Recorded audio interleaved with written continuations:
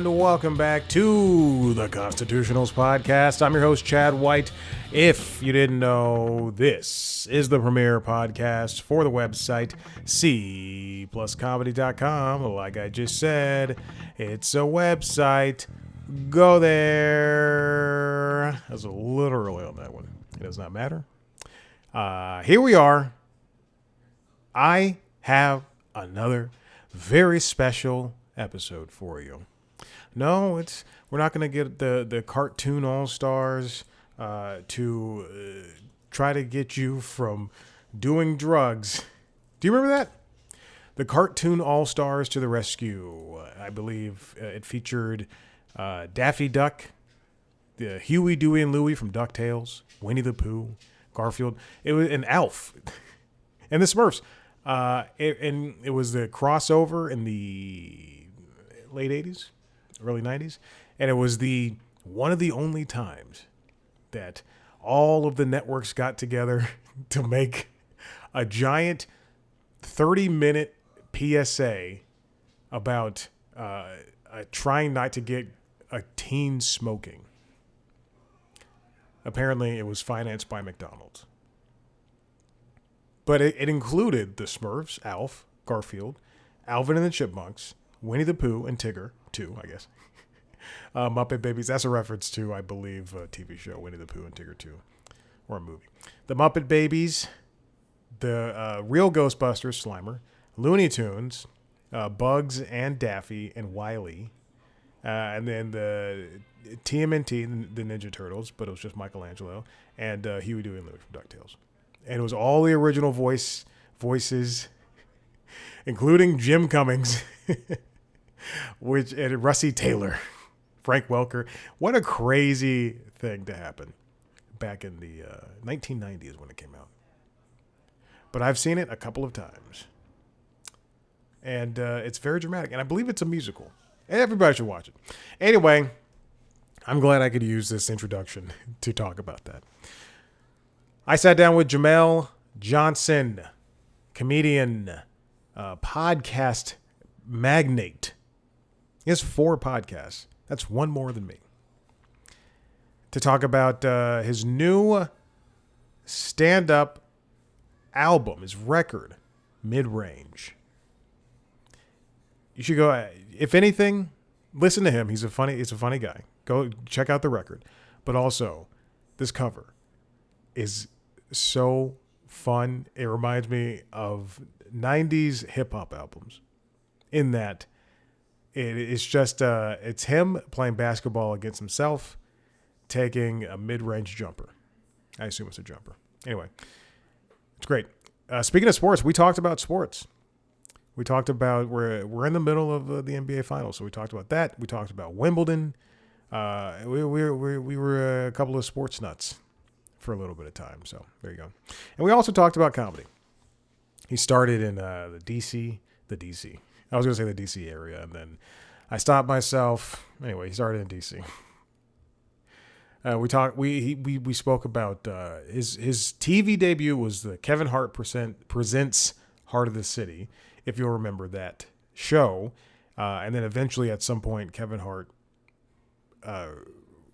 reacquired the rights from wherever it was airing, and he put it on the LOL network, which is his, I don't want to say comedy label, because it's like it's because it's not a label, but it's not a TV network. It's like an online presence, but you can also get it on TV. I don't know.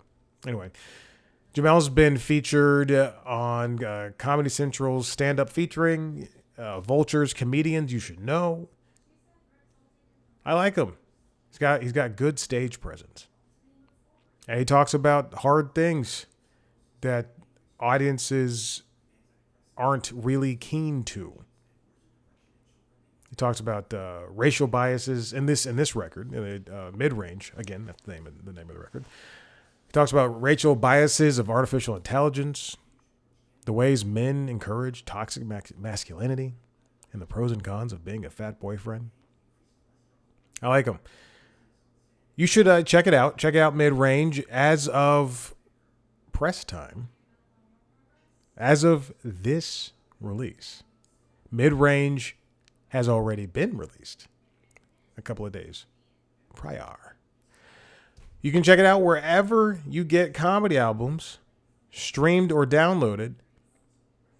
Also, check out Jamel Johnson, period. Follow him on Instagram. Hold on. If you want to see a video version of this interview, go to youtube.com/comedy. But also follow Jamel on Instagram at Broccoli House. It's a funny name. And on TikTok, Jamel Johnson Comedy. Again, the record is called Mid Range. Oh, I guess I should shout out his podcasts. In Season, which I believe he co-hosts or he does with friend of the show, Rob Hayes. I spoke to Rob Hayes. You're a friend of the show if you do it more than once. I don't know why I said it that time. So he does 4 podcasts: In Season, Ain't It Footy, Sorry We Love Football, and The Brandon Jamel Show. Check those out, as well as Mid Range, wherever you get your comedy albums. If you want to see a video version of this show, go to youtube.com/C+comedy, where you can also see the other podcasts, video versions of the other podcasts. Late Night Lately, the Late Night Show. It's got a monologue, and LinkedIn Logs, the jobs and business news podcast. That one isn't monologue, but it also is pretty funny. If you like that stuff. Go to cpluscomedy.com to see everything I've pretty much ever done. Follow us on social media at cpluscomedy on YouTube, Instagram, TikTok, and Blue Sky. Me on those platforms at Chad Black White. Thank you so much for listening. And now, check out Jamel Johnson. So how you been doing, Jamel? Man, I've been good, bro. Yeah? Did you watch that game last night? Yes, I watched that game. I watched that game last night in like 6 different places. Really?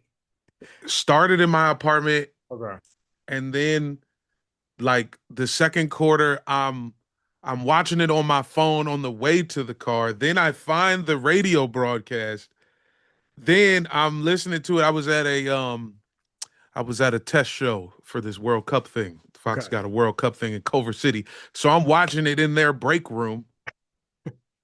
I'm trying to figure out how to pull it up on the monitors in the back. They got me in like a little green room space, Yeah. and I'm flipping around the channels. All the channels are for what's going on in the Fox lot. I'm Yep. like, I should have brought an antenna with me. No, but I Yeah. did see it all insane.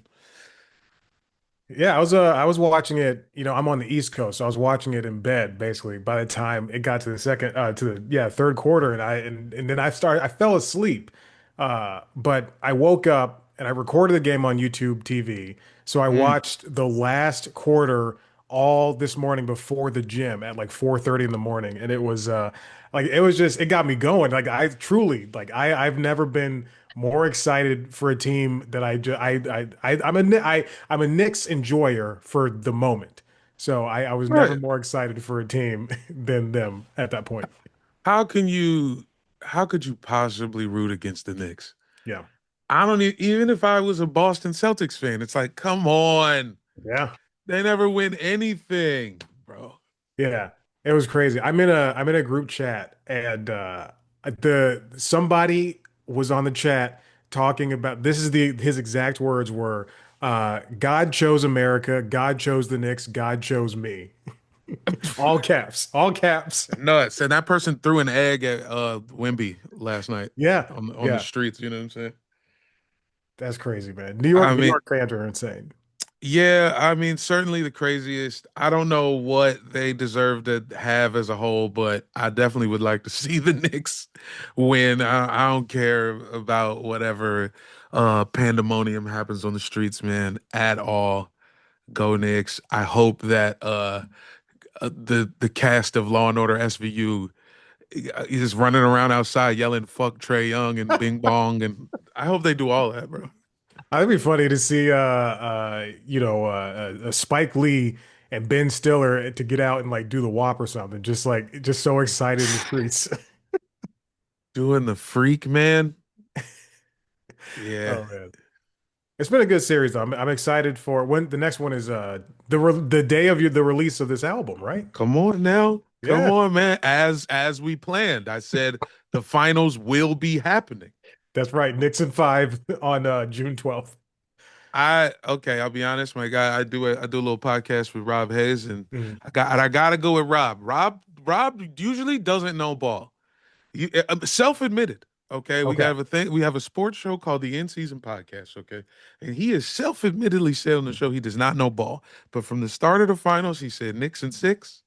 I'm actually going to stay with that. I know Okay. that the whole Earth. I know that the template for the memes is Knicks in five right now, Uh-huh. but I actually do see the Spurs winning one home game. They gotta figure out how to win one. They're too good.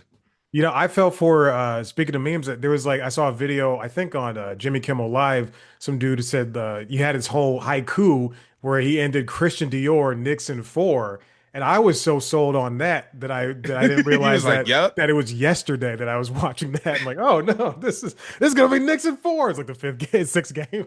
yeah, you're betting Knicks in four in the middle of Game Five." There's a shady sports book that's letting you do that. That's what ESPN is leading me to believe. All these damn gambling ads that they have going on. Oh, it's insane, bro. That's something else that I had to learn over these past few years. I love sports. I've committed a lot of my life to sports. I I really enjoy watching people compete. I think I have a knack for what it looks like and what the results are going to be. But once I get money involved in it, Yeah, everything that I think turns to crap. yeah, And the only way for me to truly enjoy these sports is to just watch. I don't have like I don't have like whatever that treacherous mindset. I'm not really a money mind guy. Turns out. yeah. But I watch a lot of golf. Right now I'm watching LPGA, the Dow Championship, and Whoa. and that's women's golf, and I'm enjoying it. But I can't imagine sitting down and then like having to follow every single match for Wimbledon that just happened and trying to because I wouldn't have made money. I would have bet on my people. I would have bet on the people that I love, and I would not have seen Coco was knocked out, Arena Sabalenka was knocked out, and Zverev went to win the men's. I wouldn't have got that. I would have lost my apartment. I would have lost everything here. And you know it's crazy. Once Yannick Sinner lost, I'm looking at the bracket. I'm like, okay, it's Zverev's to lose. I'm looking at the other side. I'm like, it's gonna be Caboli little ass. Flavio Caboli about to make this final, dog. Look at Yes. this dumb shit. And then it was right. And he made it because the other guy was sick. That's nuts. Who was It's it? insane. Berrettini? I stopped watching because you know my guy, Francis Tiafo. Hmm. He loses the heartbreaker, the 5-set heartbreaker to Arnaldi. And Hmm. anytime Francis loses a tournament, I don't finish the tournament. Oh, I don't you're need to see done. it. I'm out, man. Show me later. Unless I unless it's like it's gonna be like Sinner Alcaraz, unless it's some guys that I truly like Yeah. getting to that final, miss me with that crap, man. I'm out. Well, Francis only lost because his chain was too big. That giant Mm. that chain Yeah, bouncing around on his chest. you know what was crazy? Like you could see him start to get tired, and I saw him adjust it, and you're like, that's too much wasted energy. You Too just much energy. you just blew 100 calories moving that freaking chain around. Yeah, he's drenched out there because it's 90 degrees and you're playing on a clay court. Like, Yeah, I know. He was like, God, he was right there. And you know what happened? You know how he lost? Speaking of Sabalenka, it was when she swept Osaka. mhm. So everybody's at the Osaka Sabalenka match. Yeah. Okay. Francis and them was on the side court. Yeah, yeah, yeah. That's right. And as soon as the Osaka match ends early, like Uh, Sabalenka beat her straight sets, it was like 6-2, 6-2. yeah. So that's like what? That's like maybe an 40 minutes, hour, an hour. Yeah. 45 minutes. So everybody who was there slides over to the side court. And it was a huge crew of Italians. And they gave Arnaldi the Mario star. That's true. And Francis only had 2 points left. He's like, Yeah. dog, I just got to get these 2 points. And then once the crowd got on Arnaldi's side, like Francis like remembered he was exhausted. He was like, Yeah, "Damn, I have been out here for 5 hours. Maybe I should go to bed." yeah. It's the same thing that happened with Sabalenka when she was about to win, and then that teenager came back and just showed that she had more energy than her. Second wins, bro. Yeah. I mean, tennis is fascinating. I mean no disrespect when I say this, but I've been referring to it as gay boxing. Okay. It's Please the elaborate. same. It's the same mano y mano type. It's you versus another guy. Nobody can help you. You're just locked in a cage with Mhm. another guy. But give me a little distance. You know what I'm saying? You know what I mean? That's like it's like the social distance version. Just something about it, man. And the swag of it all is just like a little more like boxing so aggressive, so masculine. Yeah. Tennis allows for so much feminine energy and not just the WTA, I watch All that challengers. grunting. You know what I'm saying? They be, hey, you know what I mean? Just two men grunting, just grunting as hard and loud as they As they possibly could. possibly can. Yeah. Exactly. But they're 30 feet from each other, but it sounds like they about to kiss. Yeah. And they're telling everybody to be stop it, stop talking, be quiet. Yeah. They need quiet. Yeah. Yeah, it's just, but it's fascinating, dog. It ain't nothing like it, bro. Yeah. Watching a guy just fall apart before your eyes, Yeah. it hurts, but it's like, damn, this is like some Shakespeare shit, dude. This guy is crumbling. And then you can see like on that final match on for the Wimbledon's for Wimbledon French. where it was like where it was an hour in and it looked like it was going one way and then suddenly we're going for 3.5 hours and it's one of the longest matches. Yeah, bro. Nothing like it. Nothing Yeah. like it in sports. That's wild. Well, let's get to your comedy. I saw some of the heart of the city stuff. Okay. That is crazy. Like I know you were doing stand up in DC, and I know DC is a great place to actually start in comedy. But what was that like to do a show for Kevin Hart essentially, and for him to be there, and for this crowd of people? The venue looked tiny, so it looked like you guys were just like it was an intimate show, and you could really be you.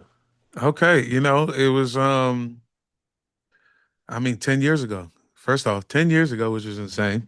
Second off, Kevin Hart really was there. I Okay. would like to clarify something has happened. So it was first thing I got to say about that set, you might not have seen it. A lot of people might not have seen it because it came out 2 days before Trump got elected the first time. Mm. So it's like a Sunday night, and I'm getting nothing but congratulations text, and then Tuesday comes, and it's like, oh right, I I guess it's the 1950s. You know what I'm saying? Like, oh Yeah. shit, well, everybody's hurt, and it was just like, it just kind of like, it just got memory hold. The election and everything about it took over this, but then it got a resurgence on YouTube. I guess Kevin Hart got the rights back Okay. at some point. You know what I'm saying?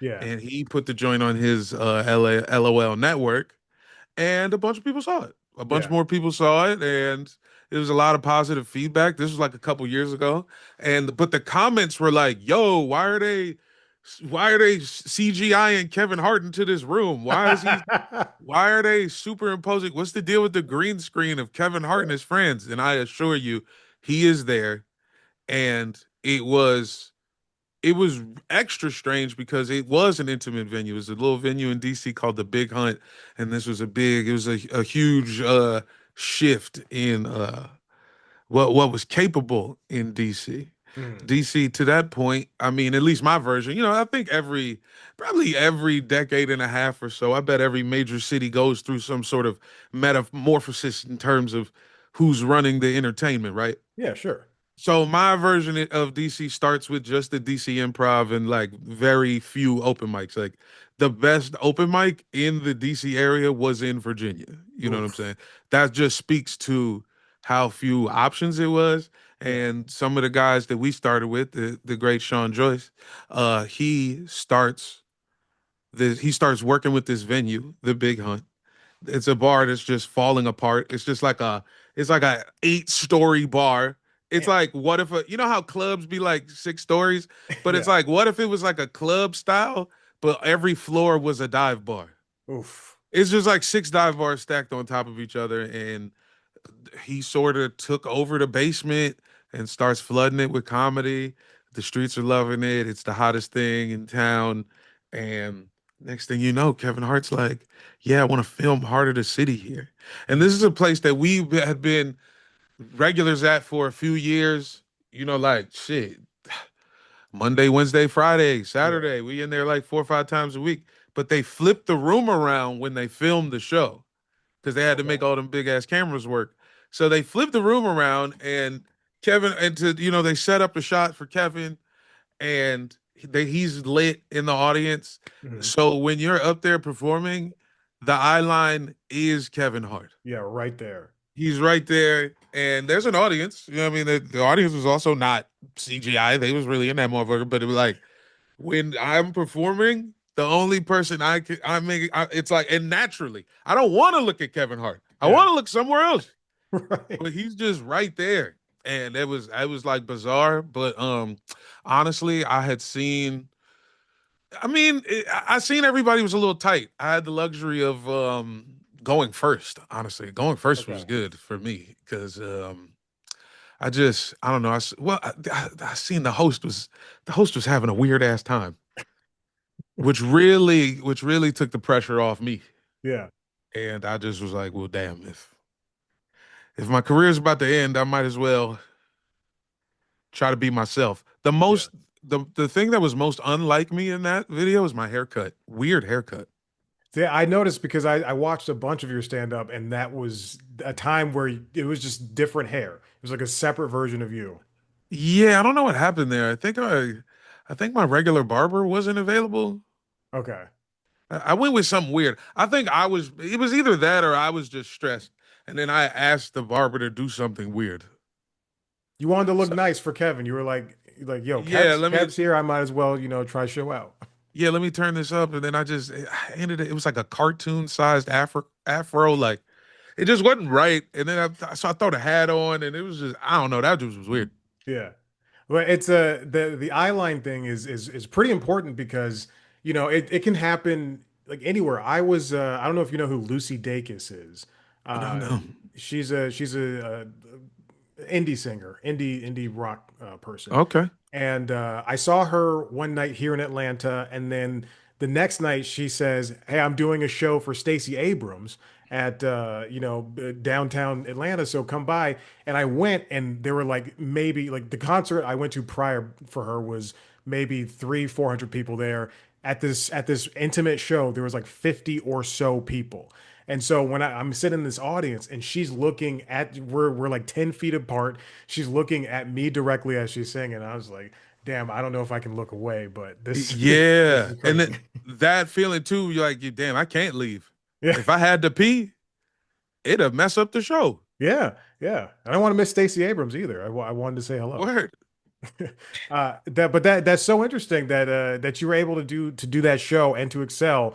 And then I watched a clip from Don't Tell comedy, and then some of the other podcast stuff, and it just seems like over time, because that the first couple of clips were obviously 10 years old, and then over time I can just see your metamorphosis as a comedian on stage getting so much more powerful and so much more funny that when you watch a clip from one of your podcasts today, it is just bonkers. Like how much of a different comedian and person in front of a microphone that you are. And I tell you, that's pretty hard because I think there's a lot of comedians that still are having trouble finding who they are on stage. Mm. Well, hey, thanks for saying that, bro. I mean, a lot of reps, a lot of years freaking talking into this thing. And the podcasting, I've tried to like use the two like together somewhat. Right. Like I feel like podcasting helps me with my pace in front of an audience, just like the ability to continue to talk through something feeling off. Mm. Sometimes the energy of the show, things could be weird, and it could have nothing to do with you. Yeah. And it's hard to recognize what your role is in a moment like, you know what I mean? Like something as small as like people somebody ordering some chicken tenders. It's always somebody ordering some chicken tenders. Yeah. And they might be ordering the chicken tenders kind of loud. You know what I'm saying? And then, I've seen many people like, that'll like it'll stop and it'll be like, yo, I can't keep going until you're done with them chicken tenders. But like I think doing all this podcasting over the years has kind of helped me just tune that out and like keep the bigger picture kind of in focus Yeah. as opposed to like the small derailing moments. And like as far as just stuff over the years, it's interesting, like the years ago, them years like a decade ago in DC, it it's never felt as good as that. Just the Mm. feeling of like saying whatever the hell you want and Yeah. just acting like a nut on stage. But I definitely have tried to refine what I'm doing, what the message is, like trying to be more accessible without sacrificing like point of view Yeah. or you know what I mean? Like yeah, trying to add access without losing integrity, which has been a struggle at times. I've, debated which route to go, but all the while that's happening, just trying to just I mean, my philosophy with this performance thing is very sports based. Like Mm. I'm working with the audience for us to all achieve the goal of having a nice night. Mm. And it's like, where am I supposed to be? Where do the words go? I don't know. It's a flow. It's a flow in my head that I'm always trying to maintain and just like adding little word, like turns of phrase. And I feel like references help me a lot too. I'm Yeah. kind of just rambling, but I'm like using all of these things. Every tool in the English language, I'm always trying to like add and like I don't know, just I don't know, connect to me and my personality. Yeah, well, comedy stand up can be, or just comedy in general can just be a lot like music. When you go to a concert, yes, sometimes they will play the same set list, but there's also a lot of variables that can happen. If Tom Morello is really feeling that guitar solo, then he's going to go ahead and do a guitar solo. Or, you listen to Amigos, they were really good at ad libs, yeah, when they All were right, together. So like if they can throw in an ad lib, and now I think 21 Savage is probably better at it, but if they can throw in ad libs, then they can do it. So for a comedian, someone on stage telling jokes, yes, it's important to get that routine down and get your jokes out. But if you're able to go with where the audience is wanting to go, or where they're taking you, or where you want to take them, then I think that works in your favor as well. absolutely. And I'm glad you mentioned Tom Morello. Yo, last night there was a guy, one of these crazy ass Knicks fans. Did you notice the guy on the baseline behind the rim? It was like the No. whole second half behind the backboard. I think it was on the Spurs side. He's he's demonstrative to the point like worse than Drake has ever been. Like he was on the floor. I Oh my saw God. his foot touch the inbounds, bro. Oof. He was like acting out a charge call or something like and then at another point he runs down the baseline towards where the ball is. Like What? the type of shit that an audience member should never be doing. Yeah, And the dude kind of looked like Tom Morello to me. I'm that's watching on funny. a small screen. There was this point I'm watching on my phone, Yeah, but yeah, it yeah. was like a light skinned cat with a hat on, and he looked kind of tall. And I was like, yo, who is this fool? And it was bugging me out because I'm like, the tickets are so expensive. He must be famous. Yeah, yeah, he's got I to be should know famous. who this is. And he was tripping. This guy, I don't know if he was drunk or if he really loved the New York Knickerbockers, but he was tripping. I saw a clip. Larry David, he said he was reacting to a referee, and then I don't know who it was, but somebody in the Spurs missed like a very easy layup, and he did the fallback thing, and I just laughed so hard because that's Larry David. That's really Larry David. That is freaking Larry David's, man. Everybody you ever seen on a TV was in that building. Yeah. Nuts. Mariska Hargitay was feeling up on a ref in that last Bro, couple of seconds. Oh man, it I was don't a even great know what we game. was talking about. What was we talking about? Oh yeah, yeah, man. Comedy, bro. Comedy, Insane. comedy. Where look, we can enjoy sports, we can enjoy comedy. I don't know if I've ever seen a mix of the two. Maybe what was that? What was the movie that Keanu Reeves did? What was that movie? The football movie? Oh, the The replacements? Replacements. Yes. Hey, I mean, replacements is good. Comedy sports. 7 Days in Hell. Yeah. Okay. You know Yes. that? You Seven know Days in this Hell. one? Wow. I For haven't you, even thought of sp- that in years. for you sports guys, for you tennis guys. Yeah. What's You the know, Tour de France Serena's one in. they did after that? Oh, right. God, what was it called? It was like a doping thing. Yeah, and it had John Cena, I think, or he might be in the documentary now one. Oh, they had everybody. They had Lance Armstrong in it. Yes. Yes, because it was about There, him. there's an insane scene of Will Forte. There's a he's playing like a French police officer who like in the plot of the Tour de France one, everybody's on steroids. Yeah. Okay. So there's a scene where he's like he's stopping some cyclist who's on roids, who I think is John Cena. And John Cena has like a needle in his bike shorts I don't and it remember that. pokes. It's like it's an insane scene. Basically, Will Forte is doing this nutty act out as a French police officer who's Mhm. like on MDMA, I guess. I think that's it, or maybe something Yeah. harder than that, just like super ecstasy, mega Molly, if you will. But anyway, that yeah, sports and comedy. I mean, so for me, I see comedy as a sport, and I think of myself as an athlete, and so every day it's like basketball, bro. There's a limited amount of ways you can put the ball in the basket. What's your best ways to put the ball in the basket? Mhm. Where should you be on the floor? Where are the defenders? I also Straight up. that's a good way of thinking about it. I also think of audiences, some not all the time, but some people where you said, you mentioned sometimes the audience isn't feeling it, sometimes it's not your fault. It's I think some people sometimes they'll have a bad day, like the election will happen, and then they want the comedy thing that they already planned to help cheer them up. But I think Mm, that's putting too much reliance on things. I remember when Trump was elected the first time, Chappelle was supposed to host SNL after that, and I remember seeing Gayle King say on CBS Mornings, "I can't wait to see what Dave Chappelle's going to say." Like the idea isn't that you should wait to hear what he has to say or what Bill Burr has to say 4 years later when Trump loses. You just make your own decisions and then and just enjoy what's in front of you. Don't hope that watching something is going to make your day better. hey, for real.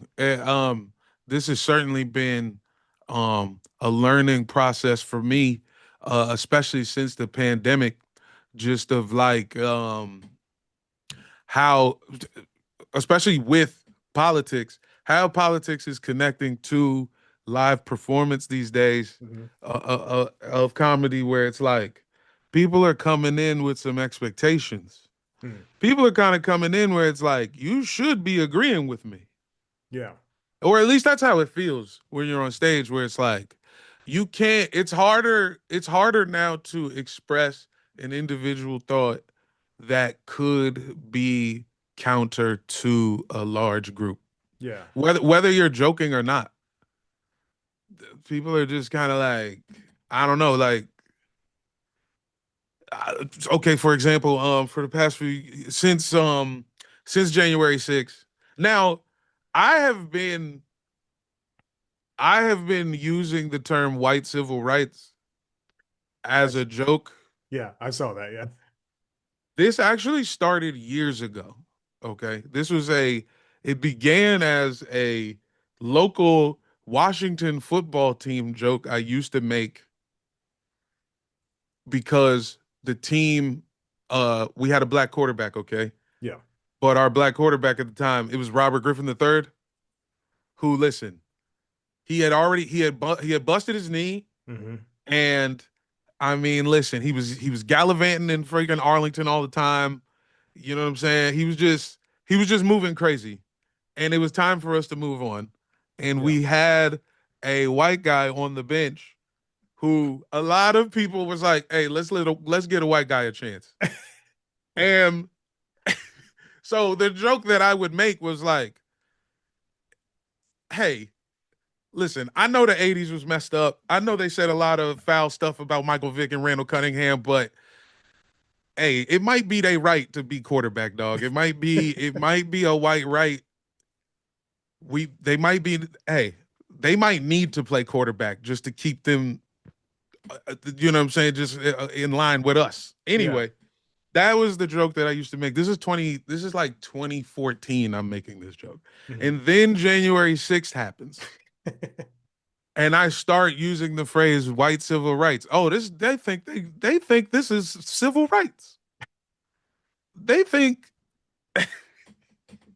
they think saying a guy who they wanted to win, they think because that guy lost, they think just deciding that they wanted him to win that bad is a civil right. And I'm when I first started saying it, people was cracking up. Mhm. And now a few years later into now it's more white civil rights than ever, dog. It is. It is. Yeah. As we get deeper into it, people are like, yo, how dare you say I'm white, bro? You know what I'm saying? Like the reaction is changing. And it's like in my head, I'm like, how could it be changing? Like, you see what's going on, guys. But the Yeah. truth is, the crowd is like, they're like not even, they don't want, it's like you either don't want to acknowledge it, or if you even get a whiff that I, the performer, don't agree with you, you're shutting down. Yeah. And you're like, you're not looking to a lot, most times, this is the average audience member, I would say. They're not looking to like, they're not coming in with a open like let me see somebody else's perspective. It's Mhm. more like if I get the hint of a perspective that I'm not feeling, I'm out.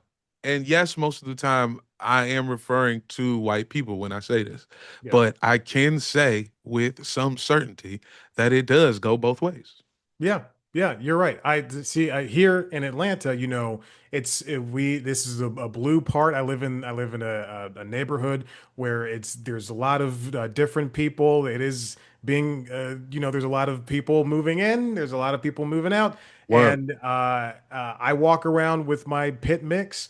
And people cross the street, even though we voted for the same person, maybe we have the Mm, same religious beliefs, but it doesn't matter. Like you see something and if you call it out, then you are the bad guy, and so you just try to play along. You try to move down, and I see that in comedy sometimes when you watch a comedian who says something that again, like as you said, people, it's their opinion and people don't necessarily agree with it, and they kind of shut down yeah, and like whether you share the same beliefs or not, and just because you differ on this belief, suddenly, hey, I can't associate with this person. It doesn't like, yeah, it's difficult. And I think people, the more in tune with who you are, then that's when you'll start recognizing that, hey, everybody else has different beliefs. Just because I don't want to mix races, uh, doesn't mean, not that I'm saying sure. that, like that I'm saying that, but like that's Hey, the person saying that. But sure. like just because I don't want my doodle to play with this pit mix, doesn't mean that they're bad people. We will have common ground, and I think that that is a difficult thing for people to just come to terms with. Hey, real life, man, that's what it is. I couldn't get the words. A lot of people are not in tune with that. That's something that I don't know. I'm walking around in my own head all the time, and a lot of times I'll assume that I'm like, okay, a lot of people must be thinking the way that I am, and it's like, no, Right. they're not at all. And yeah, that's probably at the core of it. I like people aren't working on themselves. Nobody's doing introspective stuff, man. I just got off work, bro. I just got off work. I don't know who I am. But you have to That's look what. at Instagram. People are and TikTok. People think that they're doing that, but Sure. but they're not actually. It's a thin line for sure, but like, yeah, when things go wrong, that is the feeling for sure. It's like, okay, I'm sorry that I said I was black, bro. Yeah. And then reverse. Hey, listen. So on the opposite side, like I said, like there'll be times black audience like I'm sorry that I'm all right with white people being around. Yeah, I'm yeah, yeah. sorry that I didn't say they should all be dead. I'm sorry. Yeah, yeah, exactly. They like people think being black or being Latino or being Asian is just a monolith. Or like being a woman, like even with the feminism, like just being like it's one thing. You have to act one certain way, you have to believe a certain set of beliefs. But no, everybody's got something coming in. And once the quicker we recognize that, the quicker we can come together and do another January 6th and take Trump down. Yeah. I mean, we should probably get it's man, it sucks because ours would be like so tight, but Yeah. It'd be a cookout. It'd be a real cookout. it'd be a real cookout, but that would be the only time that they ever acted like efficiently to like stop something from happening. They'd be Yes. so coordinated, Yeah, bro. it'd be done in minutes. It's like fucking ridiculous, bro. Yeah. Well, Jamel, I don't want to take up too much more of your time. This has been great. You're a very smart guy, and I like your comedy, so I'm excited to hear mid range and let everybody else get to know you. Appreciate you, man. Hey, like you said, mid range. It comes out tomorrow, June Yeah, 12th. yeah, yeah, yeah.